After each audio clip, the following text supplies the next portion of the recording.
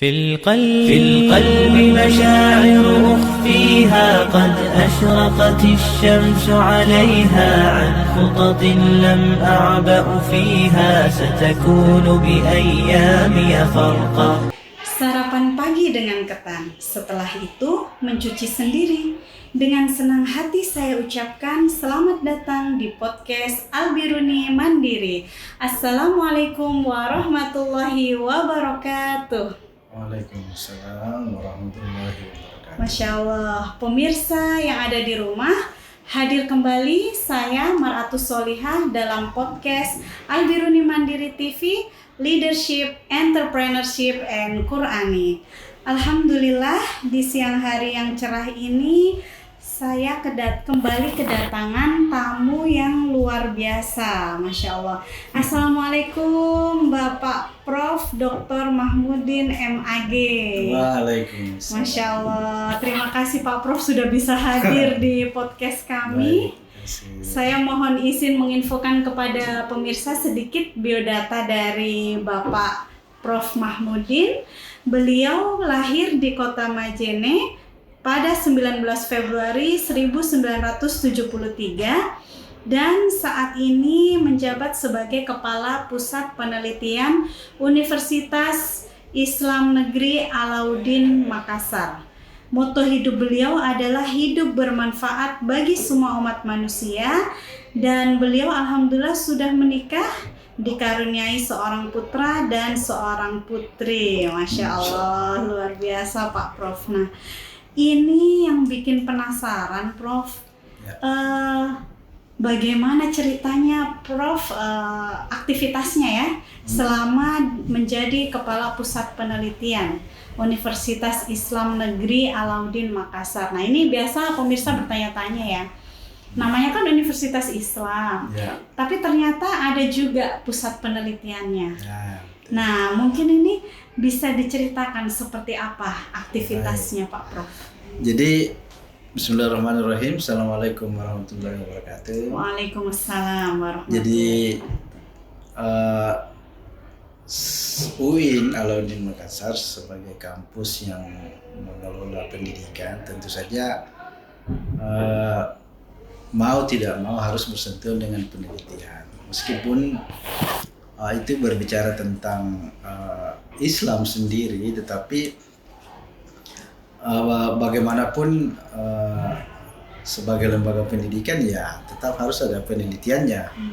Nah, saya dipercaya sampai 2023 itu sebagai Kepala Pusat Penelitian di Alauddin. Jadi kami mengelola peneliti baik yang muda, masih muda, yang sudah senior, melakukan penelitian-penelitian, mengarahkan mereka dengan memberi mungkin semacam bantuan penelitian lah untuk mereka itu supaya lebih bagus penelitiannya.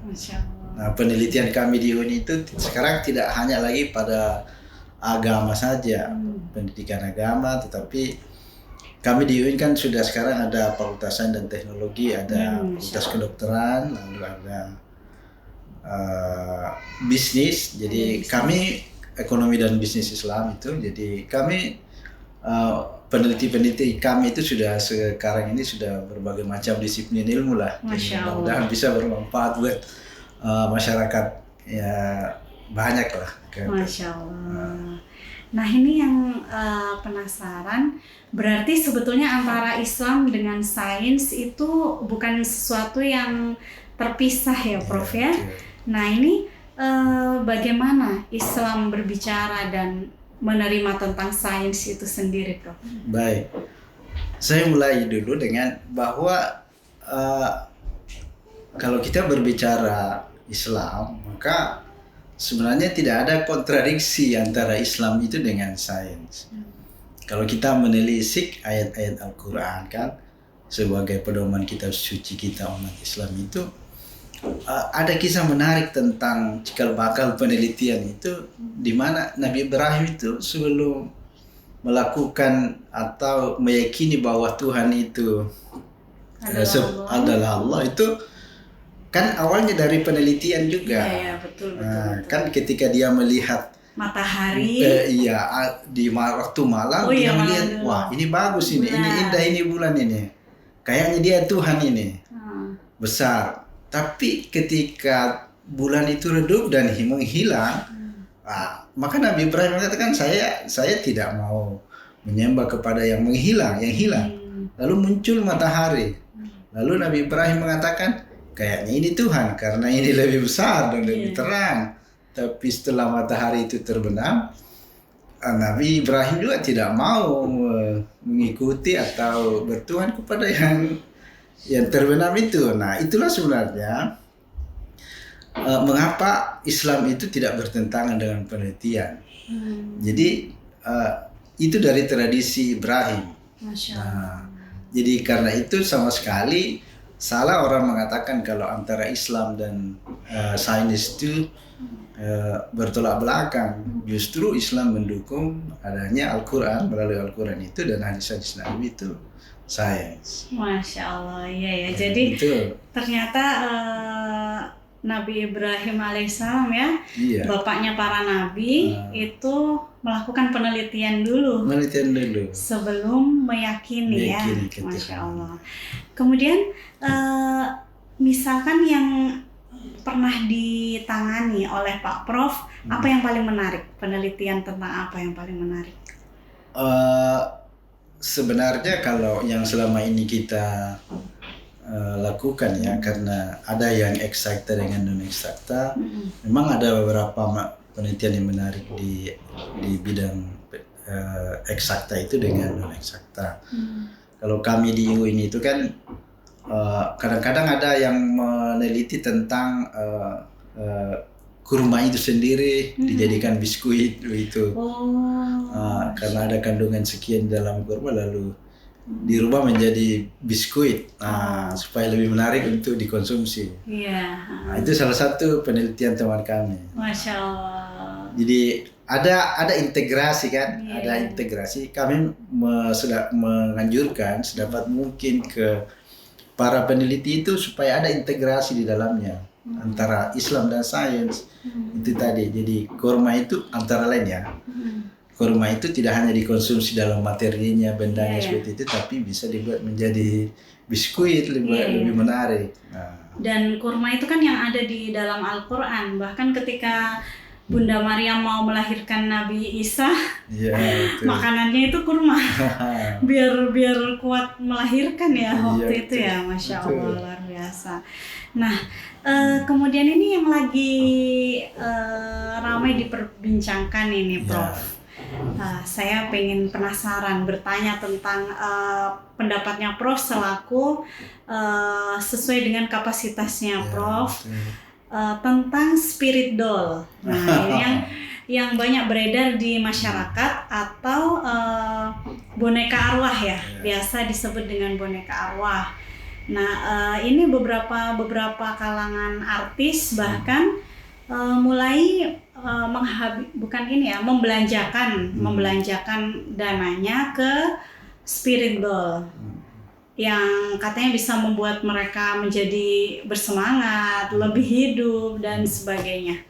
Nah, itu bagaimana ini pandangan Prof tentang spirit doll? Jadi menurut saya begini, karena ini kan masih dalam konteks ya masih penelitian kan, jadi ada kontroversi di dalamnya. Selalu saja yang timbul yang baru itu mengandung kontroversi. Ada yang mengatakan kalau spirit idol itu mengandung mistis. Nah, tapi ada psikolog juga yang mengatakan sebenarnya kalau spirit doll itu membuat orang untuk bersemangat hidup seperti yang kita sampaikan tadi, Mbak sampaikan. Tapi menurut saya begini.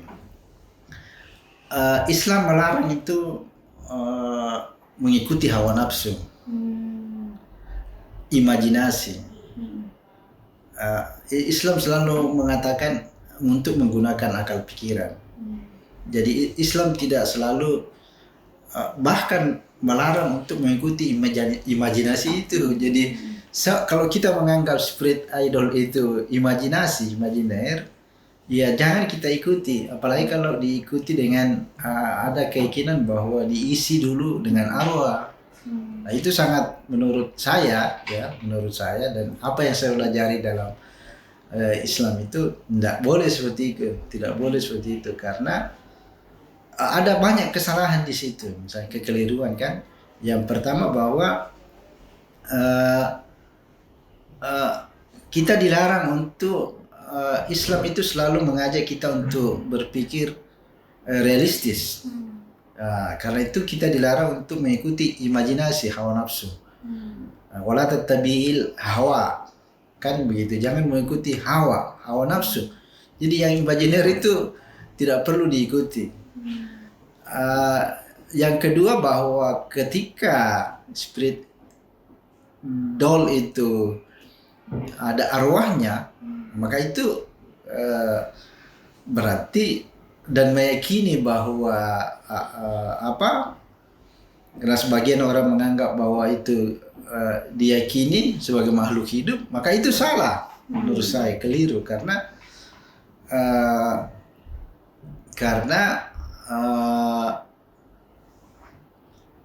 apalagi yang berkaitan bermain-main dengan arwah itu kan.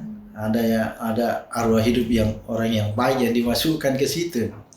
Nah, jadi sekali lagi bahwa terlepas dari ada manfaatnya ya, memberi semangat kepada orang, tapi dalam prakteknya kalau ada yang menyimpan dengan ajaran Islam itu ya saya kira harus ditinggalkan. Itu menurut saya, pendapat saya. Jadi mari kita, kalau saya mengajak kepada umat Islam, ya mari kita ajaran Islam ini dibawa kepada sesuatu yang lebih realistis lah melihat, karena agama juga itu mengajak kita untuk berpikir realistis kan. La dina liman la aqla lahu, kata Nabi, tidak ada agamanya itu bagi orang yang tidak menjalankan akalnya. Nah, kalau hanya imajiner saja ya, menurut saya itu ya. Jadi kalau pandangan saya tentang spirit idol itu tadi.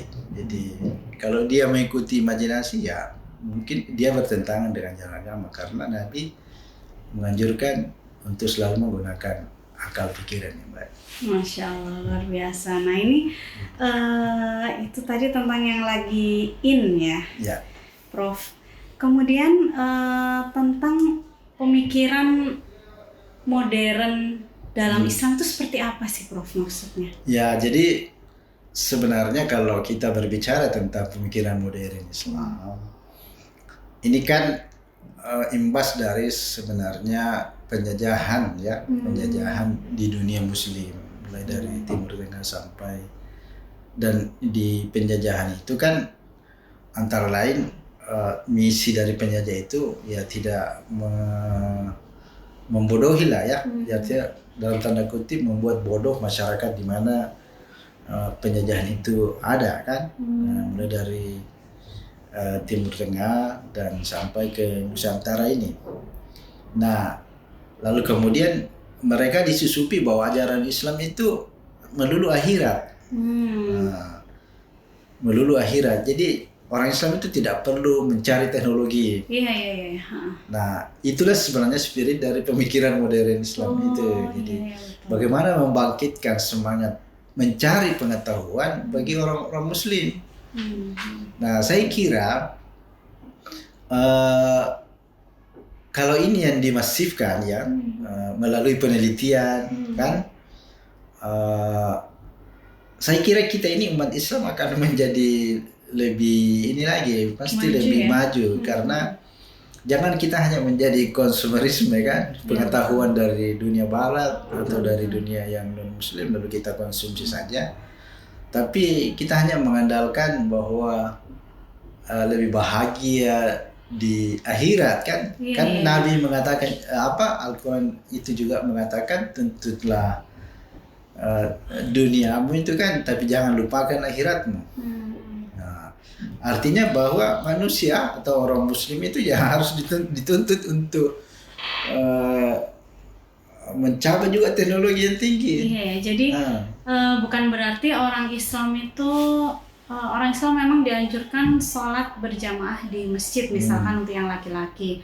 Tapi bukan berarti dia lupa terhadap tetangganya seperti itu ya Prof ya. Bukan berarti dia tidak menuntut ilmu yang ada di dunia ya Prof ya. Bahkan sebetulnya kalau di Al-Quran sendiri itu kan tentang gunung saja yang saya tahu itu ada gunung sebagai pasak, gunung bisa berjalan, gunung itu baru tentang gunung gitu. Maksudnya sebetulnya Al-Quran sendiri memang full of science ya. Ya betul. Jadi Nabi itu pernah ya dalam satu riwayat, saya belum lihat apa betul riwayat ini sahih atau tidak, tapi biar bagaimanapun kita itu bisa menjadikan motivasi, mengatakan kepada Ali bin Abi Thalib, biarlah orang lain itu menafkahkan hartanya, tapi kamu menafkahkan ilmu pengetahuanmu. Jadi artinya bersedekah, kata Nabi di situ, biarlah orang lain bersedekah dengan hartanya, tapi kamu bersedekah dengan ilmu pengetahuanmu. Nah itu artinya bahwa kita yang bergelut di bidang pendidikan ini jangan dianggap tidak bersedekah. Kalau tidak mengeluarkan uang, tetapi pengetahuan itu juga disedekahkan. Oh, Masya Allah. Nah, berkaitan dengan apa tadi yang terakhir ini yang gunung kan? Nah, betul bahwa Al-Quran itu bicara sains. Jadi gunung itu ternyata bergerak. Jangan kamu mengira itu gunung itu statis, ya midatan. Padahal wahiyya tamurru marra sahab. Jadi dia itu bergerak seperti bergeraknya awan. Surah An-Naml kalau saya tidak salah. Bergerak seperti bergerak. Jadi karena itu sains, saya kembali lagi, sains dengan Al-Quran itu tidak bisa dipisahkan. Masya Allah. Seorang ilmuwan muslim harus betul-betul mementingkan sains dalam ininya kan, dalam aktivitasnya. Dan saya berharap misalnya seperti kita di Al-Biruni ini, itu yang dipentingkan. Jangan melupakan sains. Oke lah kalau misalnya lebih ada ayat memperdalam pengetahuan tentang hafal Al-Quran, tapi jangan dilupakan itu sains lebih penting juga. Kata Nabi, 2 rakaat menuntut ilmu itu lebih bagus daripada 1000 rakaat salat sunat kan? Iya betul. Dan derajat orang yang berilmu juga lebih tinggi betul. Di sisi Allah. Masya Allah, luar biasa ini. Baik, kalau untuk selama penelitian pernah nggak Prof yang sampai ke mana gitu, negara-negara lain yang pernah dikunjungi? Kalau saya sendiri pernah saya ke pokoknya di ASEAN lah. Itu menjadi pekerjaan kita kan karena ASEAN ya? Iya, misalnya Malaysia. Saya pernah di Kuala Lumpur tinggal 1 bulan untuk melakukan penelitian. Masya Allah.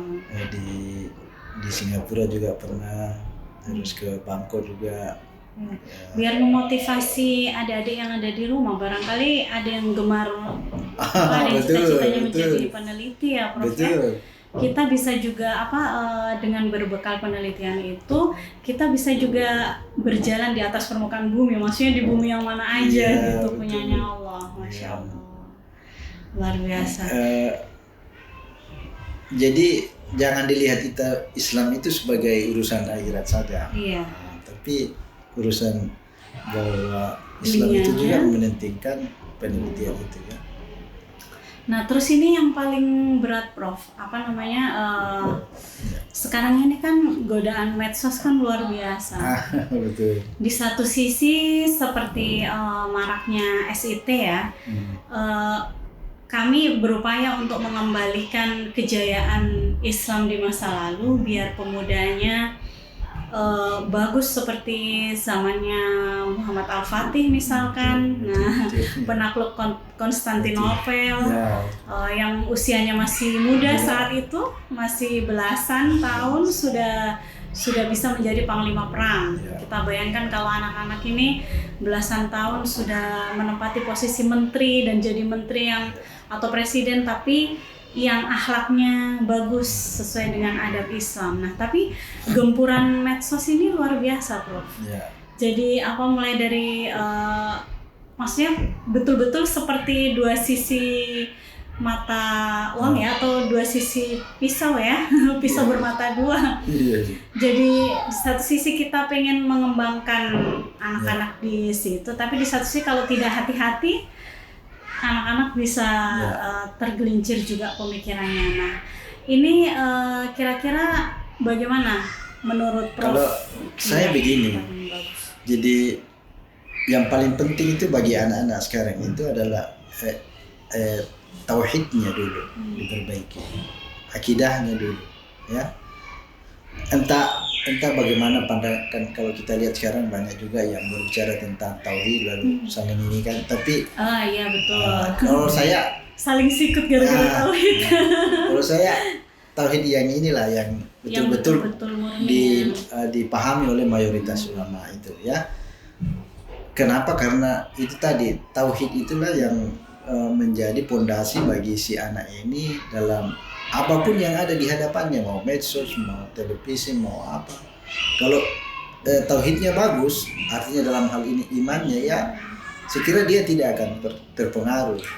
Nah, itu menurut saya. Yang kedua adalah akhlaknya. Nah, akhlaknya, karena betapapun akhlak itu, kata orang, akhlak itu lebih dulu daripada ibadah kan, atau syariat. Al-adab qabla ilmu. Adab dulu baru atau ilmu, begitu juga. Iya, jadi karena begini, di tengah media sosial yang sangat masif ini, ya kan, anak-anak bukan hanya belajar dari kita, dari orang tuanya, tapi belajar dari media sosial, sehingga kadang-kadang anak itu berkata kasar kepada kita, jadi kita kaget-kagetan kan. Karena itu kalau dua ini, tauhid dengan akhlak itu, moral itu, ya saya kira mereka insya Allah akan bisa menjadi perisai. Ya. Yang lain-lain itu ilmu pengetahuan yang tinggi, oke lah, itu juga sudah menjadi kewajiban. Masya Allah, luar biasa. Nah, ini Prof, banyak sekali yang masih ingin ditanyakan sebetulnya ya, Prof ya. Nah, kalau tentang Olimpiade, nah itu penting juga ya, Prof ya, untuk pemuda-pemuda Islam menjuarai. Kan selama ini kan Olimpiade dikuasai oleh yang non Muslim biasanya begitu. Tapi ini saya lihat semakin kesini semakin mulai ya tampak pemuda-pemuda Islam menunjukkan eksistensinya di bidang sains. Nah, ini mungkin Prof bisa sedikit menggambarkan perjuangannya Prof untuk meraih sampai gelar Prof ini bagaimana, Prof? Ya, sebelum saya masuk ke situ, ada spiritnya itu dari Nabi Sallallahu Alaihi Wasallam. Adibu auladakum bisibahata warimayata warukubal khail. Masya Allah. Didiklah anakmu itu dengan bisibah, berenang. Sesuai jam. Warimayata itu melempar anak panah. Warukubal khail itu mengendarai kuda. Nah, itu dulu profesi itu dulu, yang tiga ini yang dikuasai orang-orang dulu. Berenang, memanah dan berkuda. Tapi kan sekarang kita bisa kontekstualkan. Jadi bukan hanya tiga itu kan profesi keahlian mereka dulu dengan alamnya dulu. Nah, sekarang itu tadi dengan olimpiade itu kan, materi-materi olimpiade itu bisa dihubungkan dengan riwayat itu tadi di situ. Seperti apa hubungannya? Jadi misalnya itu bisibah itu berenang, artinya menguasai apa-apa yang ada di sekitar kita. Iya, di lautan juga, kedalaman laut. Kalau warimaya itu melempar anak panah, ya bisa diikuti dengan teknologi, ya. Teknologi. Antara lain misalnya itu, kalau lebih yang dekat dengan rimaya itu kan, rimaya itu anak panah itu senjata, jadi teknologi persenjataan untuk mempercepat gerakan. Warukubal khail, ya menguasai bidang-bidang itu tadi, otomotif, segala macam unsur-unsur atau yang ada dalam otomotif itu kan.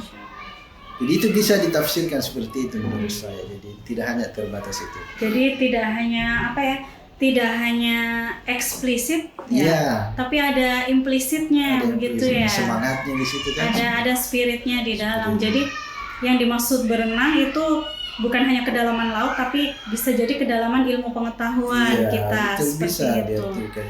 Karena yang saya pernah pelajari itu Prof, bahwa 3 keahlian ini memang betul-betul membentuk karakter. Iya. Kalau misalkan berenang itu kan kemandirian, karena orang kalau sudah nyemplung di lautan nggak ada yang bisa nolongin kecuali dia sendiri, keyakinannya sendiri. Kemudian kalau panahan itu melatih fokus. Betul. Dan fokus pada tujuan. Nah itu juga bisa begitu. Kemudian untuk berkuda itu bagaimana kita mempercepat langkah dengan teknologi yang ada. Jadi akhirnya bisa ditafsirkan macam-macam kan.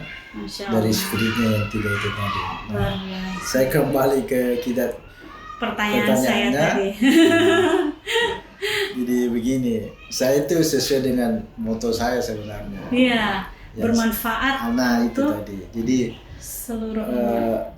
bagaimana kita ini hidup bermanfaat bagi orang lain. Masya Allah.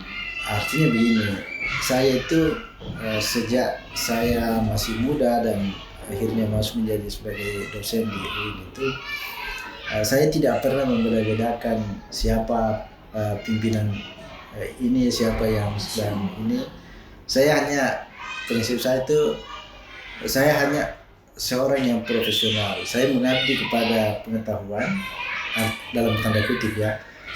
Karena itu saya tidak tahu endingnya seperti apa. Nah karena itu yang menarik itu ketika saya mendapat gelar guru besar itu Iya. di masa pandemi. Oh. jadi Allah. waktu panas-panasnya itu pandemi, Iya. SK saya keluar. Iya. Dan Bidang penelitian lagi. sama sekali itu saya mengusulkan pangkat guru besar itu tidak ada yang tahu. Masya Allah. Nanti SK-nya yang begitu keluar, oh ternyata sudah ini kan, dan itu ditempuh dalam waktu hanya oke lah saya ini 4-5 bulan lah. Masya Allah. Saya mengajukan itu, lalu keluar itu pengakuan sebagai guru besar. Kawan-kawan yang lain kan ada yang 2 tahun, ada yang sampai 6 tahun. Jadi lillahi ta'ala Lillahi aja. ta'ala. Saya hanya memperkirakan mungkin 2 tahun sejak saya submit itu, mungkin 2 tahun ke depan akan baru keluar SK-nya. Tapi saya pikir saya kan masih alhamdulillah masih muda lah. Biar saya tunggu-tunggu saja dulu. Pakai cara-cara yang lillahi ta'ala saja. Iya, tapi saya begitu itu tidak lama setelah itu ada kan keluar. Saya bilang ya inilah kalau itu sudah tangan Tuhan ini yang bergerak ya. Jadi itu tadi kita membantu orang, bekerja dengan orang, lillahi ta'ala saja. Lillahi ta'ala Tidak saja. mau. Cuman terkadang Prof ketika kita sering membantu orang, kadang ada yang usil memanfaatkan Prof. Biasa kan begitu. Iya. Kalau kita suka, maksudnya kita dilihat orangnya suka bantuin, akhirnya dimanfaatin untuk keperluannya dia sendiri. Nah kalau yang seperti itu bagaimana Prof? Ya urusan mereka itu. Urusan mereka ya. Nah, kalau mereka ada kepentingan silakan, tapi bagi saya diri saya bekerja untuk Ilmu pengetahuan. bekerja untuk lillahi ta'ala Lillahi saja. ta'ala saja. Orang lain mau titipkan kepentingannya ke saya tidak tidak punya urusan. Saya hanya bekerja untuk ini. Nah, mereka yang titip ya silakan dengan urusannya juga. Itu prinsip saya. Masya Allah. Jadi Karena saya tidak pernah membeda-bedakan mata apapun itu, pergantian pimpinan apa yang soal ini saya tidak pernah. Masya Allah. Jadi mungkin ini yang bisa menginspirasi ya Prof ya untuk generasi muda yang mungkin punya cita-cita yang sama. Yang perlu dipertahankan itu kalau kita lillahi ta'ala, niatnya nolongin orang, insya Allah pasti akan ditolong sama Allah gitu ya. apapun jalannya, begitu ya Prof ya. Masya Allah, jadi Kan- terhurai nih Prof. Kan ada tuh hadisnya Nabi bilang, barang siapa yang melepaskan kesusahan orang lain tanpa kita tahu kan sengaja bahwa ini dilepaskan kesusahannya, tanpa orang itu bersyukur kita bantu dia, Tuhan akan melepaskan kesusahan kita juga. Nah itu selalu prinsip saya. Masya Allah. Iya, jadi insya Allah saya pertahankan sampai sekarang, mudah-mudahan saya bisa konsisten dengan itu kan. Insya Allah. Karena kalau di surah Ar-Rahman juga tidak ada balasan kebaikan selain kebaikan ya Prof ya. Iya, betul. Insya Allah. Baik. Nah, sebelum pertanyaan saya yang terakhir Prof, tadi kan Prof prinsipnya hidup bermanfaat bagi semua umat manusia dan berbuat baik terus. Kira-kira pernah nggak Prof ada pengalaman dikerjain orang gitu Prof? Kalau ya seperti itu, kalau yang ekstrim sih tidak kan. Tapi saya menganggap itu biasa lah dalam kehidupan itu. Biasa ya. Ya, kan tidak semua orang juga kita bisa kuasai, tidak bisa harus dalam pikiran kita kan, kemauan kita tidak semua. Tapi itulah bunga-bunganya hidup. Jadi kita hanya husnuzon saja. Husnuzon. Ya, bahwa orang lain itu berbuat begitu mungkin karena dia tidak tahu. Nah nanti kita beritahu, oh begini, nah, oke lah. Itu saya yang saya. Masya Allah, selalu berpikir positif, Ya, positif thinking. karena itu kawan-kawan saya itu selalu mengatakan tidak pernah marah ini. Oh, gitu. Kalau sama anaknya di rumah, Prof? Ya bukan marah, tegas lah. Tegas. Harus anak itu ditegasi juga kan. Untuk mendidik ya. Mendidik, karena- Tapi nggak pernah yang marah-marah nggak jelas gitu ya, Prof? Oh iya, jangan. Itu tidak bagus bagi anak-anak itu. Ya, Masya Allah, bisa dicontoh ini. Nah, kalau lagi jengkel, nah ini ada nggak Prof tips rahasianya kalau udah jengkel banget sama orang, biasanya Prof ngapain? Biasanya begini, kalau ada masalah saya di Iya. kantor, di kampus, saya tuh sampai di rumah saya cerita saja. Oh. Mau ibunya mau terima atau tidak ya, saya cerita. cerita. Yang penting saya lepaskan kan. Masya Allah, berarti Iya. ibunya lebih sabar lagi. Saya tidak tahu kan. Karena nerima cerita yang dari Jadi gitu saya tanpa saya sadari saya cerita akhirnya jadi healing ya. ya hilang saja gitu. Masya Allah, menjadi penyembuhan Iya tersendiri. betul. Daripada saya simpan, Iya, akibat patah dia buat saya. iya, di kesehatan juga bisa Iya. kurang bagus ya. Nah, baik Prof. Alhamdulillah ini saya baca di status dalam berkeluarganya, Prof sudah menikah Ya. dan alhamdulillah sudah dikaruniai seorang putra dan seorang putri. Yang paling besar ini usia berapa, Prof? Sekarang dia 12 tahun. Masya Allah. Ya, Sudah di dua- Albiruni Jepang. di Albiruni Jepang ya, Ananda Kansa Beril Abekori ya. Ya, itu. Sudah kelas 6, Masya Allah. Nah, kalau yang kecil usia berapa, Prof? Dia usia 9. Oh, Masya Allah. Selisih tidak jauh ya, Tidak Prof ya. Nah, ini kalau boleh tahu dulu alasannya Prof memasukkan Ananda Kanza Beril ya. Ananda Beril ini ke Albiruni Mandiri seperti apa, Prof? Motivasinya dulu? Jadi tentu semua orang tua itu ingin melihat anaknya pendidikannya bagus, Iya, betul. termotivasi dengan kawan-kawannya yang ini. Jadi waktu itu kami berharap kalau dimasukkan di SDIT, lalu SDIT-nya itu berkualitas, tentu segala yang menjadi impian itu mudah-mudahan bisa terpenuhi, antara lain bahwa dia bergaul dengan sesama temannya yang juga sama-sama ingin pendidikan yang bagus kan. Nah, itu sebenarnya miliunya juga sebenarnya. Oh, Masya Allah. Jadi karena itu kami memilih dengan ibunya itu waktu itu kami bilang oke lah kita masukkan dia biru. Oh, Masya Allah. Ya. Dan kalau dari rumah jaraknya? Kebetulan dari dekat. Jepang, Iya. alhamdulillah. Dan alhamdulillah memang Albiruni ada di beberapa titik ya, Iya. Prof ya. Jadi semoga bisa dijangkau oleh ayah bunda yang ada di Makassar. Ya. Nah, terus perkembangannya Ananda Beril seperti apa, Prof? Apakah sudah memenuhi harapan atau bagaimana? Iya, saya kira sudah sangat memenuhi harapan lah dalam Alhamdulillah. usia yang seperti itu kan. dia sudah menguasai beberapa bidang ilmu pengetahuan, lalu terutama itu Al-Qur'annya ya. Masya Allah. Ya, jadi seperti saya inginkan tadi bahwa saya memotivasi dia untuk menghafal sendiri di rumah, meskipun di sekolah juga ada hafalannya. Nah, sehingga itu udah bisa berbarengan kan. Masya Allah. Nah itu jadi Masya Allah. Jadi alhamdulillah di sekolah sudah ada hafalannya dan dilanjutkan di rumah juga ada motivatornya. Ada motivatornya, dan alhamdulillah Nanda Beril ini hafalannya sudah di surah Ali Imran ya. Masya Allah. Itu di rumah kan. Di juz berapa sekarang? Pokoknya seluruh surah Ali Imran itu dia sudah. Ali Imran sudah, Masya Allah. Jadi teknik kami itu memotivasi dia untuk menghafal satu surah. Jadi Al-Baqarah dulu satu surah. Ali Imran lagi satu surah. Masya Allah.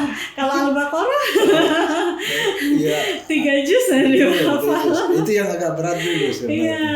Masya Allah. Tapi ternyata Ananda bisa ya. Masya Allah, ini yang luar biasa. Baik, Masya Allah, tidak terasa Prof senang sekali berbincang dengan Profesor Prof Mahmudin karena perbincangannya luas, tidak hanya tentang sains dan teknologi, tapi kami dapat tips saya pribadi bagaimana bisa bersabar menghadapi berbagai karakter manusia yang dihadapi. Dan juga tadi sudah ada tentang spirit doll, tentang boneka arwah, sebetulnya bagaimana kita menyikapinya. Dan semoga itu bisa bermanfaat ya Prof ya, menjadi amal jariah buat masyarakat luas yang ada di luar sana. Baik, pemirsa, alhamdulillah selesai sudah podcast kita hari ini bersama Bapak Prof Mahmudin. Kita doakan semoga Bapak Prof selalu sehat dan selalu bisa berbagi ilmu beliau, Masya Allah. Dan sekian dari saya, mohon maaf bila khilaf. Wassalamualaikum warahmatullahi wabarakatuh. Waalaikumsalam. في القلب مشاعر أخفيها قد أشرقت الشمس عليها عن خطط لم أعبأ فيها ستكون بأيامي فرقا فحياتي قبل الحلقات تيه